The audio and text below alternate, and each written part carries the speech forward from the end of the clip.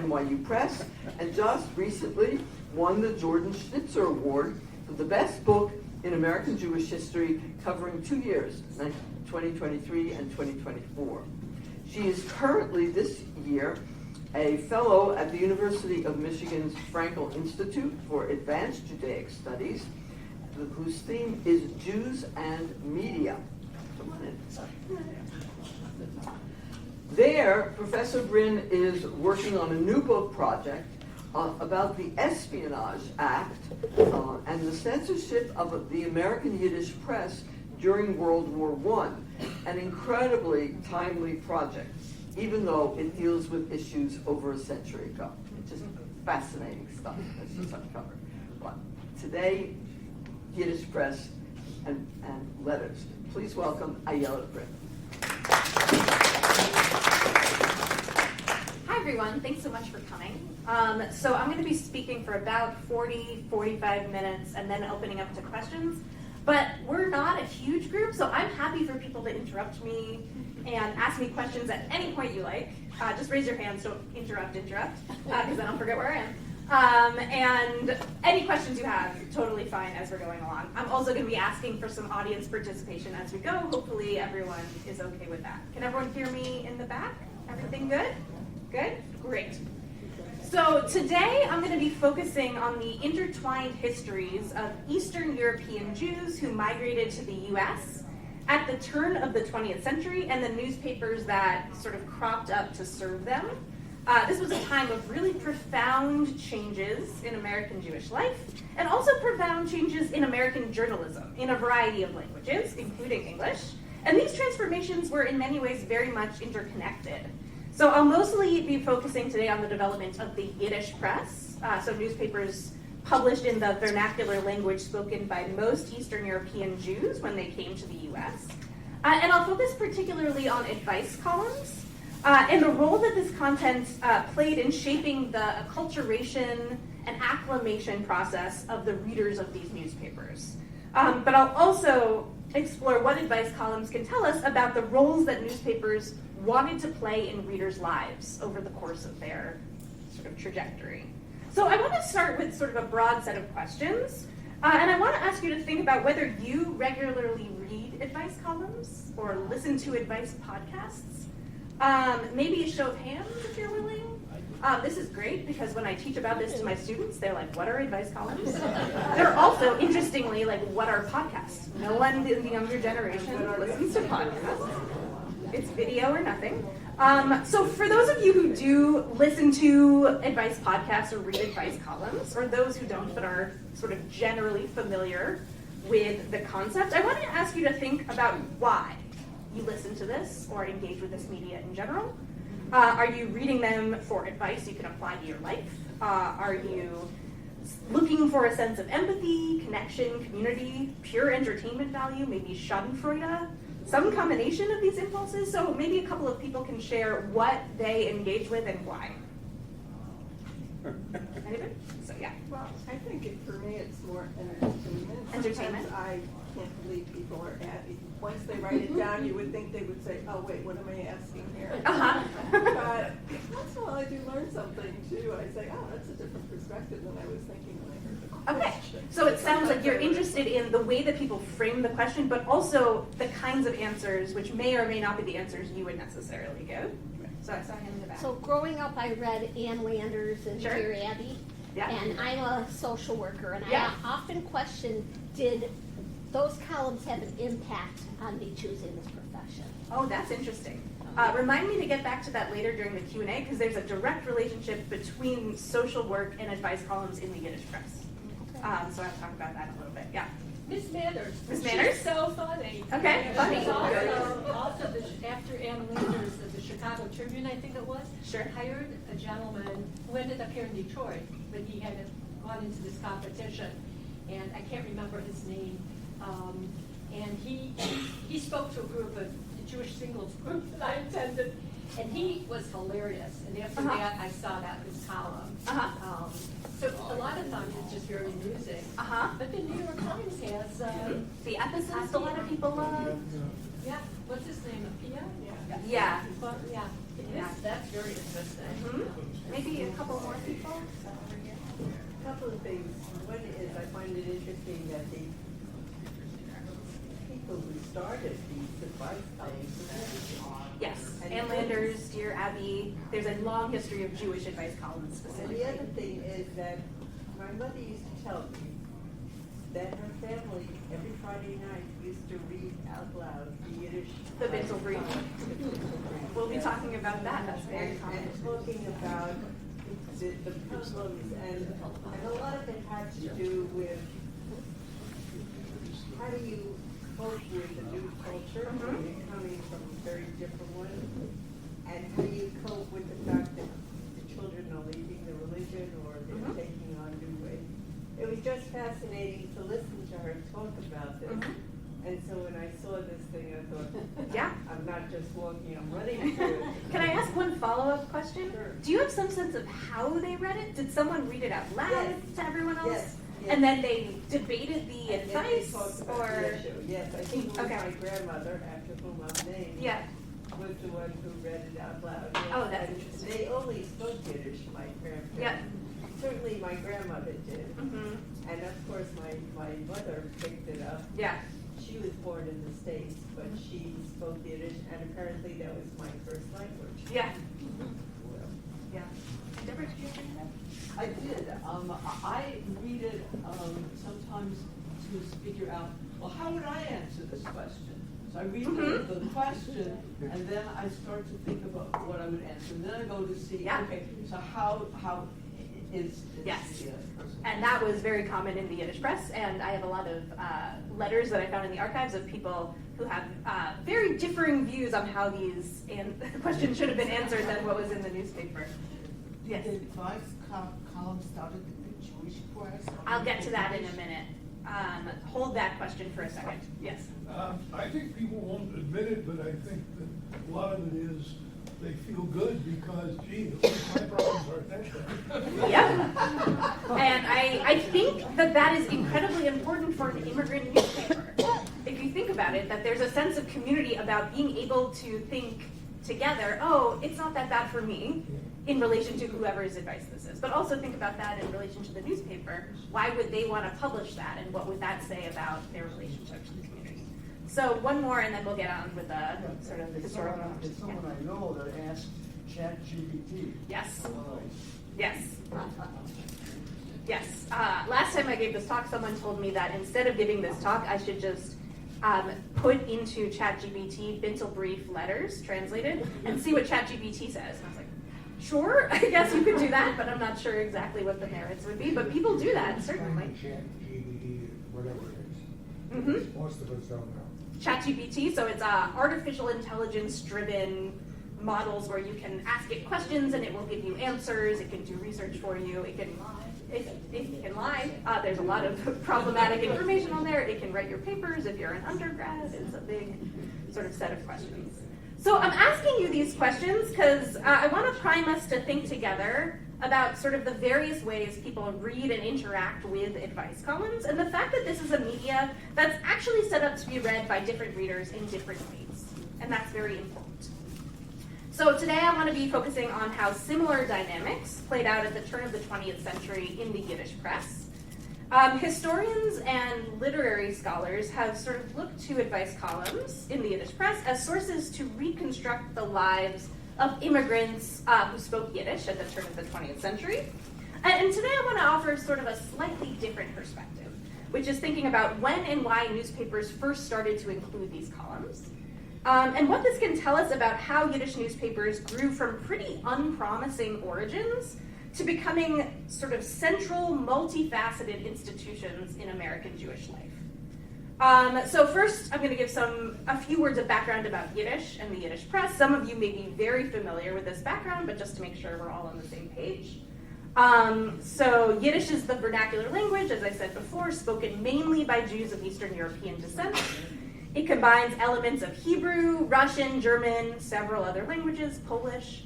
And there have been people who spoke Yiddish in the U.S. For centuries. Actually, before it was the U.S., there were people who spoke Yiddish here. But the number of Yiddish speakers in America rose dramatically during the second half of the 19th century with the beginning of a wave of mass immigration from Europe that was strongest between about the 1880s and 1920s.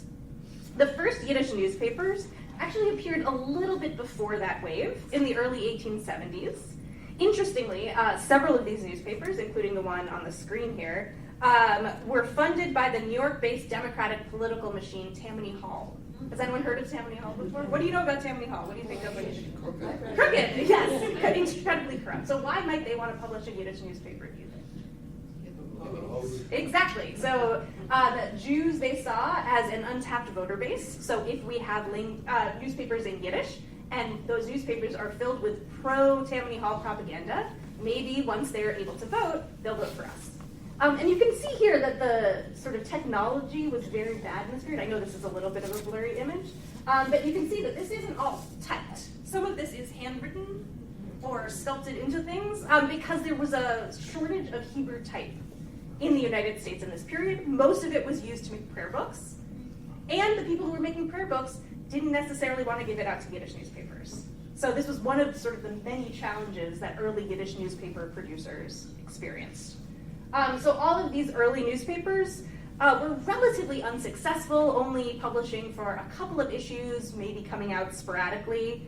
And it was only beginning in about the 1880s and the 1890s, and over the course of the next few decades, that Yiddish newspaper publishing in the US really found its footing.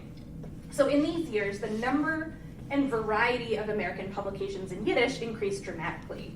So by the 1920s, if you were a Yiddish-speaking farmer, housewife, theater-goer, butcher, baker, humor lover, Marxist, anti-Marxist, you could find a periodical that catered specifically to your interests that you could read. But there were also newspapers, especially daily newspapers, that wanted to attract a more varied audience. So between the 1880s and 1920s, there were somewhere around 20 attempts to start Yiddish daily newspapers in New York alone.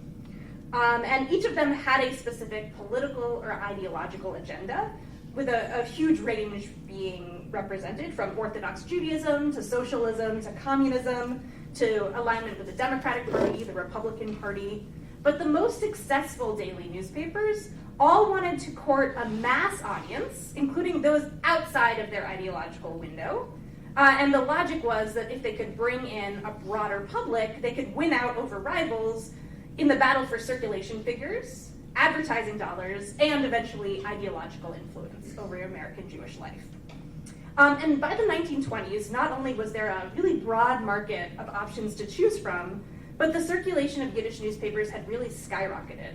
At its peak, the circulation of the Ford was higher than that of the New York Times, which is a pretty remarkable statistic when you think about it. These were incredibly read newspapers, incredibly influential. Do you know that the Forward also at election time used to have a large screen over its building and displayed what the returns were? Yep. Yes, the Ford had a big iconic building on the Lower East Side. For a long time, it was the tallest building on the Lower East Side, which was on purpose. Actually, there's a bank that's like a few blocks down, and they were built at the same time, and there was a fight over which would be taller, which was symbolic. Should the socialist newspaper or the capitalist bank have more influence? But because of that, they were sort of a central meeting site, but also a site where they could sort of post things at the top of that. Yeah? On East Broadway?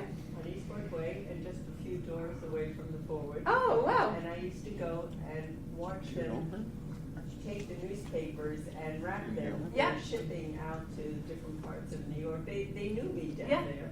Well, East Broadway at the turn of the 20th century was called Yiddish Newspaper Row, because every Yiddish newspaper had their offices on East Broadway. I have a map later on.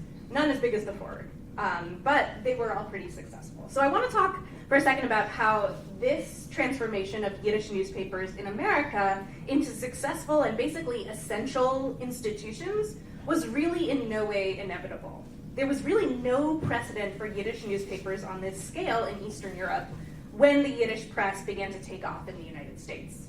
So there were a couple of European Yiddish weekly and monthly newspapers in Yiddish before the 1880s, but most of them had very small reading audiences. There were very harsh censorship laws in the Russian Empire, which made it extremely difficult to publish in Yiddish, and it made it impossible to publish a daily newspaper until 1902. So that means that the first Yiddish newspaper that was a daily newspaper was in the United States. and was about 20 years before the first Yiddish newspaper that was a daily newspaper in Europe. So the sort of flowering of the Yiddish daily press was really an American phenomenon before it was a European phenomenon. And that means that if you were an immigrant who came over, especially before 1902, you would likely have never read a newspaper before coming to the United States, which is interesting to think about. But quickly upon arrival, many Yiddish-speaking immigrants began to see newspapers as basically indispensable parts of their daily lives. They read them on the way to work, they read them out loud with their families, they looked to newspapers as sources of entertainment, news, where to find a job, advice for acclimating to American life. So immigrants became sort of a fusion between friends, advisors, for some people rabbis or something equivalent, tour guides, and social welfare agencies. So in this talk, I want to sort of think together about the role specifically that advice columns played in this process of transformation for the Yiddish press, turning it into such a successful institution. These columns were sort of central to the cultivation of a mass Yiddish reading public in the United States, and to situating newspapers at the very center of the mediation between American and Jewish spheres. Each major Yiddish daily actually included several advice columns every day, often running multiple in a single issue, covering different topics. And it was through these columns that newspapers tried to forge personal relationships with readers, and readers began to see newspapers not just as entertaining or informative reading material, but as indispensable parts of every facet of their lives. So I'm going to focus particularly in this talk on three different things. So first, the ways in which advice columns helped acclimate readers to American life and helped transform Yiddish newspapers themselves into publications in the style of the American popular press. So that's number one. Two, creating a sense of virtual community that ties readers together. If you're all reading the same material, does that mean that you're in conversation with one another, even if you don't know each other? And three, they taught readers not only that newspapers could be a valuable resource, but how to ask newspapers for the kind of information you want. So I'll start with the first point. So because advice columns offered guidance to readers on how to navigate their daily lives, they were central to what scholars have called the Americanization function of the Yiddish press. So Americanization has over time become a bit of a loaded term, so it sort of implies some sense that there's one way to become American or one way to be American. But this is the word that the Yiddish press itself used to talk about its relationship with readers. So when scholars describe the Yiddish press as an Americanizing agency, which is the term you see here in a study from the 1920s, they refer to the Yiddish press's sort of self-appointed task of introducing readers to American history, customs, religion, culture. There are articles on American history. There are translations of the Constitution. There are voting guides before elections, often very biased ones in favor of whoever they wanted you to vote for. English lessons. So all sorts of things to try to teach you various different facets of American life. And the educational or informational nature of advice columns made them crucial to this process. I think someone was talking about this over here in terms of the Vinton brief specifically. The idea that most questions that were in advice columns dealt in some way with acclimating to American life. So how do you find a match if matchmakers are seen as outdated, for example? How do you pursue a profession in the American context? Acquire an education? How do you deal with the fact that parents and children have different levels of acclimation to American life? And so there are many ways in which these columns themselves were dealing with these questions. And when you're thinking about it in this way, encouraging immigrants to read and rely on Yiddish newspapers can in itself be seen as a form of Americanization, because this is a cultural practice that most Eastern European Jews only took up in the United States. Even though it's not in English, this is a new practice upon coming to America. They didn't read newspapers in Europe, and then they read them in the United States. But it's important to keep in mind that these advice columns are equally important to the acculturation of the Yiddish press itself. The most prominent Yiddish dailies all became successful by modeling themselves on the latest trends in American newspapers. So each Yiddish daily had staff members who devoted their time to poring over the pages of English language newspapers and translating material into Yiddish or using it as inspiration for new content. During the Q&A, if you're interested, I have some great examples of very bad translations in the early years of the Yiddish press. But each Yiddish newspaper had slightly different definitions of what defined an American newspaper, but they agreed on a couple of factors. So first, American newspapers were successful at bringing in a mass audience that included men and women and people of different educational levels. Two, American newspapers balanced entertainment and news and advertising and ideological content. So it had to fuse all of these things together. And three, that newspapers forged personal connections with their readers. And for the producers of each of these Yiddish newspapers, being an American newspaper did not necessarily mean being in English. They saw their Yiddish newspapers as thoroughly American forms of media. So this is a drawing that we have from the 1902 book, The Spirit of the Ghetto by Hutchins Hapgood. It's about life in New York's immigrant neighborhood, the Lower East Side. And it takes readers inside the offices of the Forward, the most successful socialist Yiddish daily. So the man in the front over here is looking over a newspaper. It's a little unclear what he's doing. There's a man in the background who might be asleep. It's a little unclear, possible. There were people who slept in these offices because these newspapers didn't pay very good wages, so that's possible. These two men over here, they might be fighting. It's unclear whether it's over newspaper content or something else.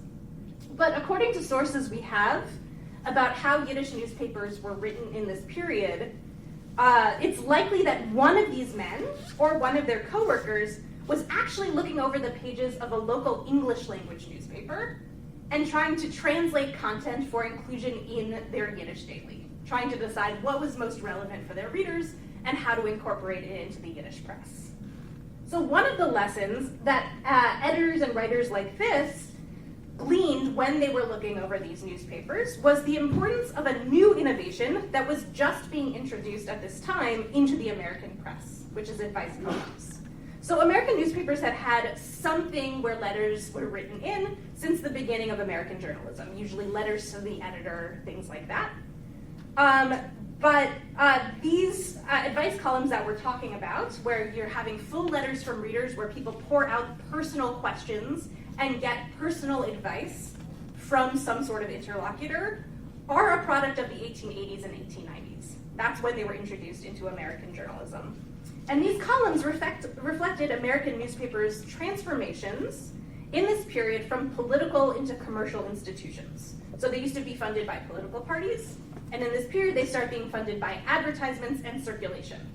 And that means they have to have a lot more people reading them, including both men and women, and they need to sort of engage readers in new ways. So instead of inviting readers to write in with their opinions and about news of the day, these columns encourage readers to share private, intimate details about their lives and to see newspapers as advisors to turn to for support and guidance. And so the interactive nature of these columns becomes central to newspapers building closer relationships with their audiences. They start to feel connected to the people writing the newspaper by asking them advice. So to illustrate this point of connection, I want to talk about the origin story of the most famous advice column, a Bintel Brief, the most famous Yiddish advice column, as told by its inventor, who's here, Abraham Kahan. So Kahan introduced this column in 1906, which is 9 years after the founding of the newspaper, and it went on to provide generations of readers with advice and guidance and entertainment. So it has also been something that the cultural impact continues to this day. It's been the basis of books, plays, even one graphic novel from a couple of years ago by Liana Fink. Who's heard of the Bintel Brief before or read some excerpts of it? I think it's, if you've heard things about Yiddish culture, it's one of the most popular ones to have heard of. So in his memoirs, Kahan describes the Bintel Brief as sort of a culmination of a long and really difficult process of trying to transform the Forward into his vision of an American newspaper. So he served as one of the founders of the paper in 1897 and its first editor, but then he left the Forward for a 5-year hiatus because of creative differences. Then he decided to focus in that 5-year period on working for English language newspapers. So he was working only or primarily in English for that period. And while working for those English language newspapers, he started to see the value of advice columns as methods to fill newspapers with human interest material and to build relationships with readers. And then when he returned to the Forward in 1902, Kahan immediately began encouraging readers to write in with stories from their lives that he would publish in the newspaper. So one quote that he explained to readers was, quote, "Many people who have never written anything for print in their lives have good stuff in them, as the Americans call it," end quote. It was just a matter of teaching readers to describe their experiences in the right way. But according to Kahan, he was really frustrated in his efforts to coax the sort of material he wanted out of his audience. Apparently, try as he might, Kahan could not explain to readers how to transform their life experiences into good newspaper content. The greatest challenge, he remembered in his memoir, was that they could not understand what I meant by interesting. We don't know if he's reliable or not, but that's interesting. So he tried to prompt his readers in a couple of different ways. He gave sort of catchy titles with prompts. So what is luck? I'm trying to have people answer that. Maybe that'll be more narrative or interesting. Or who is more honest, men or women? He also tried to inspire creativity by reframing these submissions as true novels as opposed to true events. When these more sort of indirect attempts at curation failed, he wrote editorials explaining why all of the submissions were not good enough. So at some point he says, get straight to the point. Stop having so many asides or introductions. So after 3 years of attempts, Kahan discontinues these columns. And he sort of sees them as a noble but failed experiment. So in his memoir, Kahan described how he had basically given up hope when one day in 1906, his secretary came into his office carrying 3 letters that had arrived out of the blue to the newspaper's office. Like much of the mail the paper received, these letters sort of sought information from the Forward's editors, but their content really confused Kahan's secretary. They didn't fit the themes usually explored in the paper's columns. They weren't about socialist ideology or labor organizing, so where would they publish these letters? Was it even appropriate for a socialist newspaper to publish these windows into these readers' lives? But Kahan was overjoyed. So according to his memoirs, these 3 letters represented exactly the type of material that Kahan had been asking readers to submit for years with little success. So he was particularly taken with one of these letters where a woman asked to basically confront a neighbor through the Forward. She thought that the neighbor had recently stolen a watch that her family owned and pawned it for money. But she wasn't particularly angry. She didn't express anger in the letter. She described her empathy for the poverty that drove her neighbor to steal and sort of asked the Forward to be sort of an intermediary to bring them back together to have a conversation about it. So this letter obviously reflected the struggles of workers' lives, which aligned with the paper's socialist principles, but it was also full of emotion. So that sort of served Kahan's desire for human interest content. And the fact that it was written by a working class housewife added appeal because Kahan believed that housewives were an underserved reading demographic in the Yiddish sphere, and that he wanted to particularly have them start to read the Forward.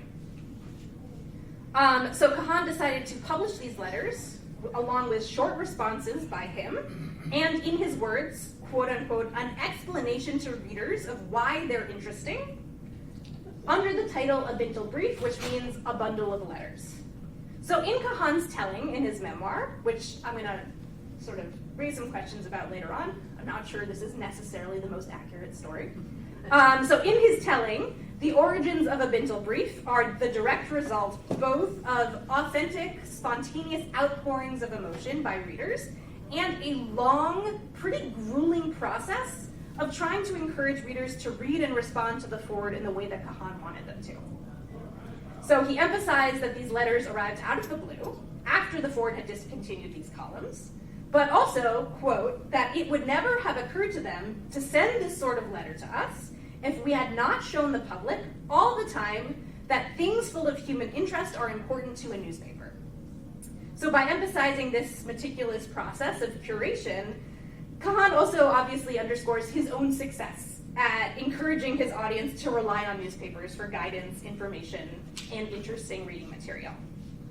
So these themes that Kahan highlights in this narrative are key to understanding the role of advice columns in the Yiddish press as a whole. So as I said before, the Bintel Brief is by far the most famous, but it's not the only advice column to appear in the Yiddish press. In fact, every Yiddish daily experimented with a variety of these features. Some were very much inspired by the Bintel Brief and had very human interest, reader-driven qualities. Some were very specific in content, columns on healthcare, childcare, how to get a civil service job, things like that. And these features sort of invited a range of reading and writing practices from audiences, and together forged a complex and layered relationship between the Yiddish press and its readers. So I want to turn back for a second to the Bintel Brief and the origin story that I talked about before. So one American advice column, Advice to the Lovelorn, was a particular source of inspiration for a Bintel Brief. Has anyone heard of Beatrice Fairfax or Advice to the Lovelorn before? I've seen a couple nods. So Advice to the Lovelorn was run by a woman named Marie Manning. She was known by her pen name Beatrice Fairfax. And her column debuted in a newspaper called the Evening Journal in 1898. And it's often seen as the first modern advice column. So like the Bintel Brief, it publishes letters in full from readers, which is a new innovation, along with long responses from Beatrice Fairfax. So here's where I'm going to start adding a couple of layers of complication to Kahan's narrative, because the similarities between Kahan's understanding of the Bintel Brief and Marie Manning's understanding of Advice to the Lovelorn emerge from the really striking overlap between the origin stories that these two authors tell about their columns. So in her memoir, Manning describes her column as an organic, somewhat spontaneous outgrowth of 3 letters that arrived to her office out of the blue. So she's working at her desk, just like Kahan was, when a colleague comes to her with these 3 letters that are, in her words, full of genuine human appeal and brimming with the tragedies and comedies of human life, which is exactly the same wording that Kahan uses in his memoir. However, she felt they did not fit with the themes explored in the newspaper. So Kahan suggests using these, so Manning, like Kahan, suggests using these letters as the basis of a new department, Advice to the Lovelorn. So both of these 2 origin stories sort of incorporate narrative strategies that encourage certain understandings of the columns that these journalists would go on to write. They even share several common features, including the spontaneous arrival of exactly 3 letters that were perfectly suited for the column that they wanted to write. They also both use the words tragedies and comedies to describe these letters. So Manning's column predates Kahan's by about 8 years. Her memoir is published after Kahan's memoir, about 20 years after. It's a little unclear what the chain of events is here. I haven't found anything direct. They were in similar social circles. It's possible that they knew each other and had talked about sort of their understanding of advice columns. It's possible that they talked about it with their readers in various places and read it in each other's newspapers, either in translation or in English. But if nothing else, the similarities between these narratives suggest certain sort of shared understandings of the appeal of advice columns that pervaded American journalism in this period. One that privileged advice columns as sort of authentic outpourings of emotion, while at the same time placing them squarely in the field of human interest journalism. So in his introduction to the first Bintel Brief, which was in January 1906, Kahan emphasized the connection between his decision to publish this column and his desire to infuse the paper with human interest in the style of the American popular press. So among the letters which the Ford receives are many that have general human interest, as the American critics call it. So the idea here is that he's talking about the novelty of this new advice column in terms of its Americanness. That feels important to keep in mind when he's thinking about how to explain this to readers. And again, after this, he also emphasized that letters that people write in with should not only describe their issues, that whatever they're worried about, but should do so in a way that would interest other readers. And that's important to keep in mind as well, that this is supposed to be interesting to read as well as valuable information. So over the course of the next few months, the Bintel Brief took on the contours it would continue to take for decades to come, really. So the column usually included somewhere between 1 and 3 letters, depending on the length. The themes covered varied from romance to tensions between parents and children, quarrels between coworkers, friends, neighbors. Advice seekers were really broad. It was both men and women of a variety of ages, backgrounds, political affiliations, religious affiliations. There were many letters from very close by on the Lower East Side, but also many from around the country, sometimes around the world. So that shows like the growing influence of these newspapers throughout the country. So I want to turn for a little bit to thinking about how these columns were run behind the scenes, which as a historian, I find very important in thinking about how I can use these letters as windows into the past. So throughout its run, the Bintel Brief was always run by 2 staff members. So one was in charge of choosing which letters to print, and one was in charge of responding. So the first few years of existence, there was a man named Leon Gottlieb who sorted through submissions and quote-unquote corrected the language, which we'll get back to in a second, to make them fit for print. He also wrote a lot of the fiction for the newspaper, which is interesting to think about. And then Kahan was the one who wrote the replies. But very quickly, Kahan became too absorbed in his other duties for the newspaper, and other writers took over responding to letters. So editors did not sign the advice they gave in the Bintel Brief, so readers definitely still assumed they were talking with Kahan, even well after he was no longer involved in the newspaper's production in terms of that advice column. So the way the Bintel Brief functions behind the scenes reflects several important aspects of the column. So first, it highlights the fact that editors obviously didn't publish everything they received. So they carefully had to curate which things they were going to print. Kahan in his memoir says that most of the letters were about family members that they received, so those were the kinds of issues that were included in the column. He might be right, or he might be saying that because those were things he thought would be most interesting to other readers. Maybe not that those were the most sort of frequent submission topics. The second and thornier, I guess, issue relates to editors' attempts to correct the language of the Bintel submissions. So throughout Kahan's career, many Yiddish journalists, especially Kahan's loudest critics, assumed that the improvements editors made to Bintel submissions went well beyond the correction of language and extended either to rewriting submissions or fabricating letters when the forward did not receive letters that fit the themes they wanted to explore. So there isn't perfect evidence one way or the other. The forward would destroy all of its letters as they went along so that people wouldn't know if these were real letters or not. That was on purpose. So we don't know for sure how many of these letters are real, whether an individual letter is real or not. So in the absence of perfect evidence, I'm sort of inclined to believe that the truth lies somewhere between these extremes. So some letters are very likely to be fabricated, some are real, and most real letters are significantly edited and changed by the forward staff. So this view is supported by this amazing dissertation I found from the 1930s, where a social worker named George Wolfe was given by the forward original Bintel submissions that the editor made available to him, and the print versions that came out of it. So before they destroyed them, they gave him 100 letters that he could look through for his master's in social work. And the sort of findings of his dissertation show that editors generally, not always, but generally, based their Bintel letters that were published on actual letters they received. But that they had transformed these letters so dramatically that we can't sort of see them as authentic expressions of immigrant life anymore. So he pointed to editors' tendencies to sort of enhance or change several features. So one, they often add in stock phrases, especially at the beginning, amplifying readers' relationships to the forward. So I'm a daily reader of your newspaper. I love your advice columns. They added that to make, that's clear why they added that. So they often reorganize letters to make them easier to understand, but they also changed facts or omitted facts to make them more interesting or more cohesive.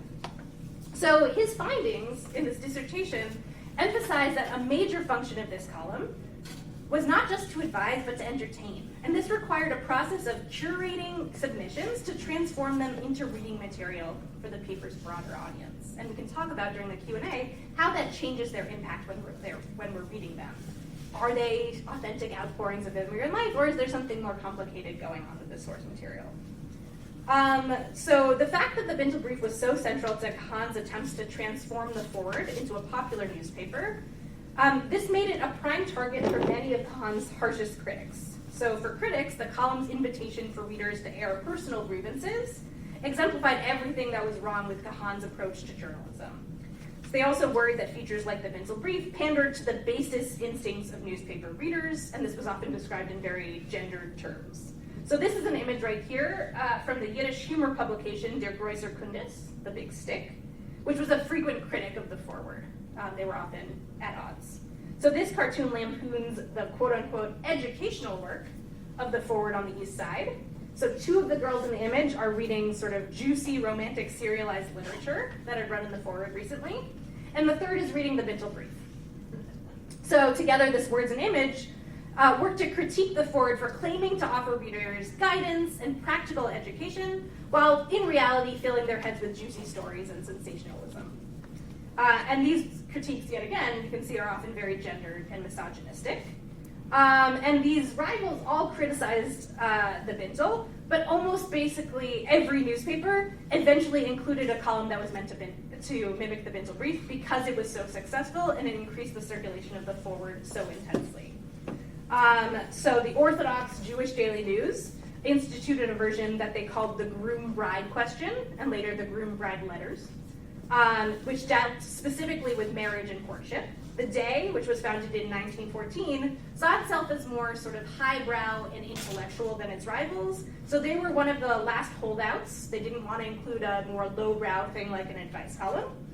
But eventually, they could not keep up with rivals in terms of circulation without it, so they introduced one that they called Men and Women Questions.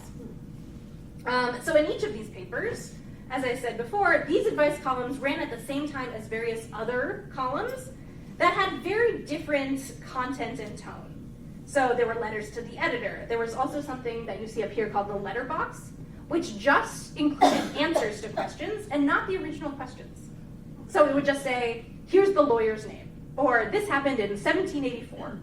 And so you, as a reader, would not be able to understand the conversation that was happening if that was just a one-to-one interaction rather than something that other people could have entertainment or interest from. And so this gives you a sense that all of this created a set of reading materials that were very flexible. So some people who were looking for entertainment could read the advice columns with that in mind. People who were looking for more information might go to different columns, or they might read a Bintel Brief with questions of information in mind. And so it means that the audience can sort of engage in different ways with this types of content. And I found a couple of sources from newspapers that suggest that both readers and editors played a part in deciding where and how newspapers responded to these letters. So Kahan said that the Forward was the one who decided which letters should be published and where. Should they be published in the letterbox? Should they be in a Bintel Brief? Should it be somewhere else? Should they not publish it at all? But I found in the archives of some of the other Yiddish newspapers that that wasn't always the case. That many people wrote in their letters, I want this to be published in this column and not that column.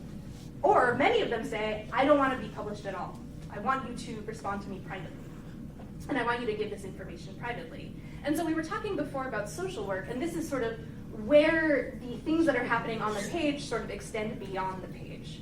So these people start to see newspapers as sources of advice for everyday life. They don't have a lot of places to go for this type of information. So they start to ask for private information to be given for them that is outside of the bounds of what is happening on the page. And so this is, I wanted to, before we get to that, this is an interesting story. So the advice columns, these newspapers also tried to sort of market advice columns as incredibly important by talking about the dangers of not following their advice. So this is an example from the Forward. So this is about Mendel Weinstock, who wrote to the Bintel Brief about his tragic love. So they published a letter from this guy a little while ago. He was in love with this woman. She didn't love him back. According to this story, the Bintel Brief editors were like, let her go. She's not interested in you. And this story actually ends in tragedy in a murder-suicide where he murders her. But the point of this article is if he had only listened to the Bintel Brief, that would not have happened, which is a very flip way of thinking about it, but maybe also good marketing. So I also wanted to show you a map of the Lower East Side. So this is Yiddish Newspaper Row, which is where you grew up. So all of these newspapers were published right next to each other in this sort of one or several block radiuses on the Lower East Side. This is also next to many of the new institutions that are cropping up to serve immigrant needs, like the Educational Alliance or HIAS. All of those are all on those same blocks. And so people could go back and forth between these different institutions to look for help. Also, these institutions were often run by the same people. So people who wrote for the Jewish Daily News, one of the Orthodox newspapers, founded HIAS, for example. So by directing people to these different agencies, they were also providing marketing for their own institutions, while also setting up all of these things to help immigrants. And because many of the readers of the Forward and all of these other newspapers lived local, they started to come in person to the offices of these newspapers to ask for advice.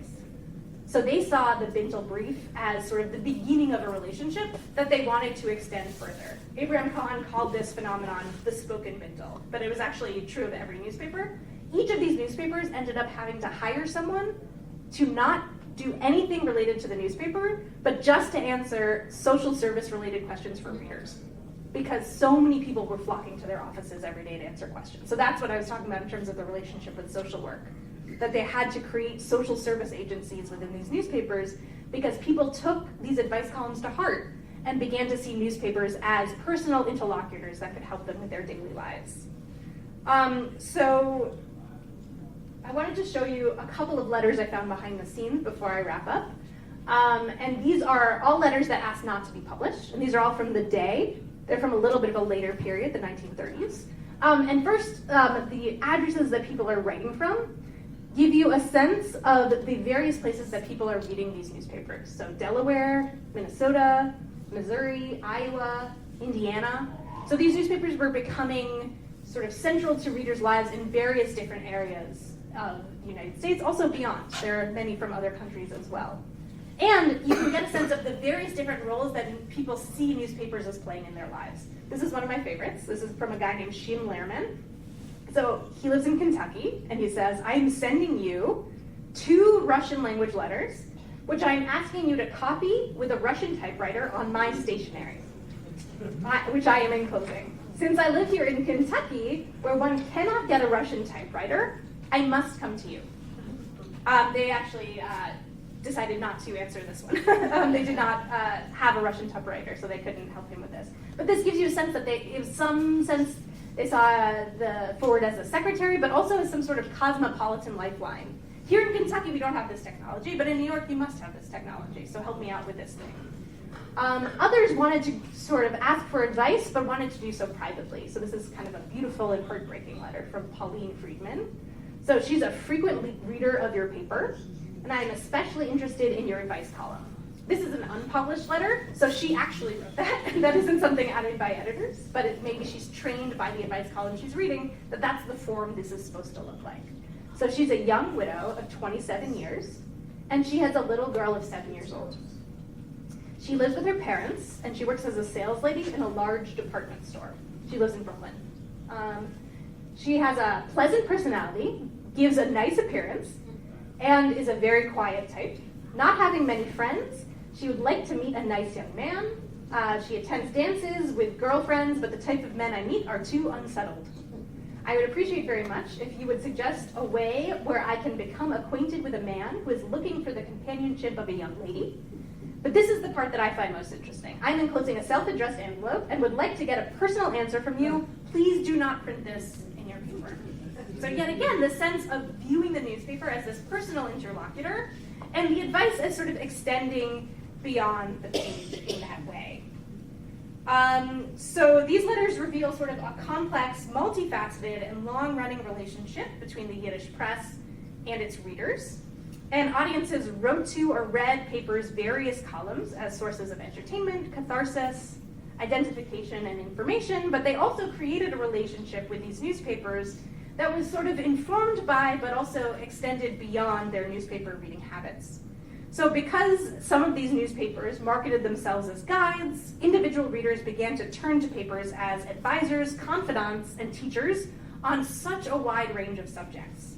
So through introducing advice columns, the Yiddish press drew on American journalistic models to become successful publications as well as central, multifaceted authorities in American Jewish life. So now I want to turn for the rest of our time together to questions and comments. I have some more material to share if people are interested. I also have some letters for us to look at together if you're interested. But I also would be interested to hear any questions or comments you have. Yes? This exists in other ethnic groups like Italian, Mhm. Irish, whatever, and did they start advice column at the same time? Yes, so it depends on exactly when these newspapers start out. So because Irish immigration starts slightly before, they only start having advice columns around the same time as a Bintel Brief. But Italian immigration lines up pretty well with immigration of Jews to the United States, and so there are advice columns there. The Yiddish Press was the most successful foreign language newspaper market by far in the United States. Much more successful than Italian newspapers, than German newspapers. Because of literacy? It's partly because of literacy. It's partly because newspapers at this time were mostly making their money on advertisements, and major American producers began to see American Jews as sort of a great consumer market very early on. And so it was easier to get funding for Yiddish newspapers than other newspapers.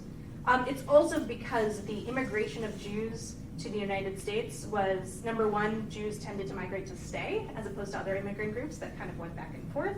And also, it was relatively equal in terms of gender. Men and women migrated together. And this is a time when newspapers, and especially advertisers, want women to be reading newspapers because they're the ones who buy things for their family, supposedly. And so that means that it was easier for Yiddish newspapers to make a case that they were going to be a successful newspaper market. Any other questions or thoughts? Yes? Were Jewish immigrants universally literate in Yiddish, or what percentage were? That's a great question. We don't have perfect information about this. He was asking about literacy rates. So we know that literacy rates of immigrants who come over before 1900 are worse than after 1900. We don't know percentages, so that's not particularly helpful. What we have in terms of the kinds of literacy that people had is also very difficult. So especially before 1900, we have censuses done by the Tsarist government of literacy in different languages, and they test literacy by whether you're able to write your name, which is very different than reading a newspaper. And so there is going to be more literacy among Jews than among other ethnic groups for a variety of reasons. They're able to read Hebrew script so that they can mumble along with the prayers even if they don't understand them. But all of these newspapers are also assuming that not everyone can read everything in them. And they include material that is very easy to read for new readers. So they include lots of images, which are meant to be for people who don't have very high literacy skills. But they also do things like say that a Bintel Brief is kind of a reading primer for newer readers as well. So that's one of the things that is easier to read in a newspaper than other things. So that's not a perfect answer, because we don't have perfect information, but it gives you a sense that the sort of literacy level was varied in terms of time, but also in terms of a population at any given time, and people who were publishing these newspapers were aware of that. Yeah? How did the advice vary according to the newspapers?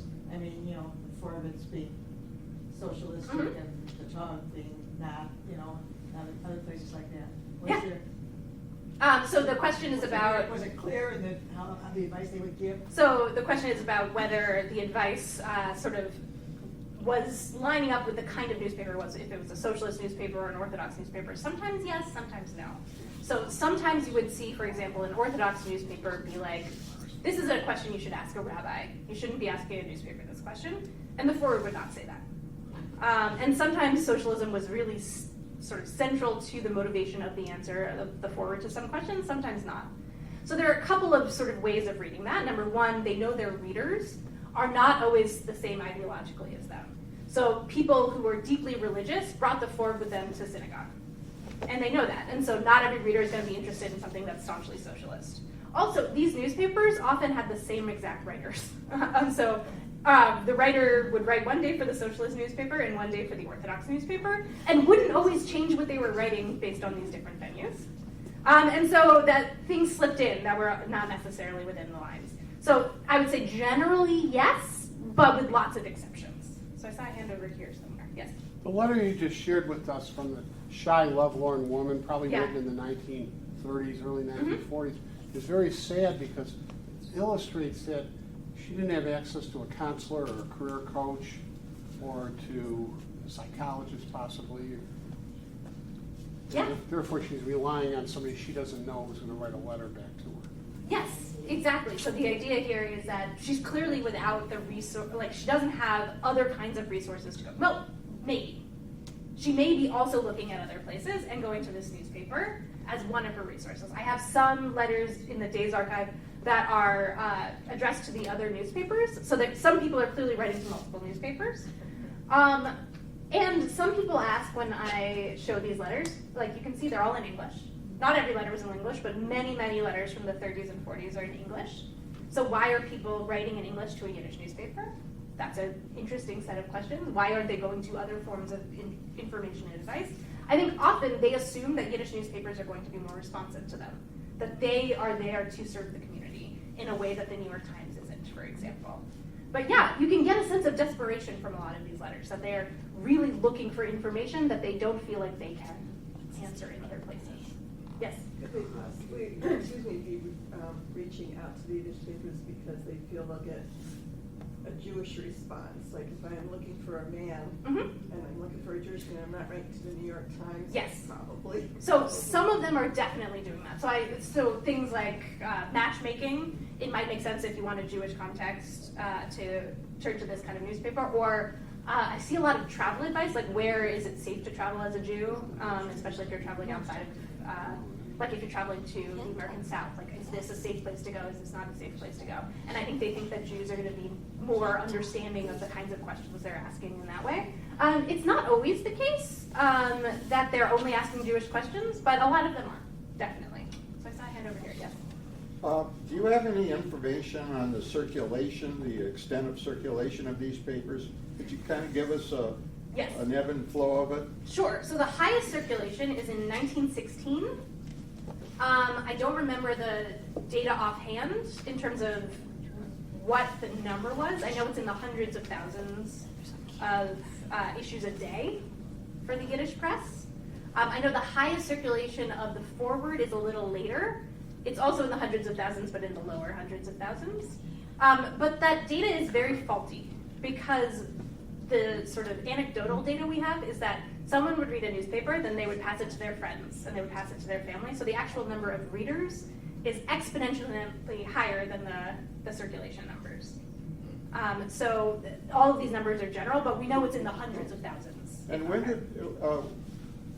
did the, I sort of remember from my childhood, the forward.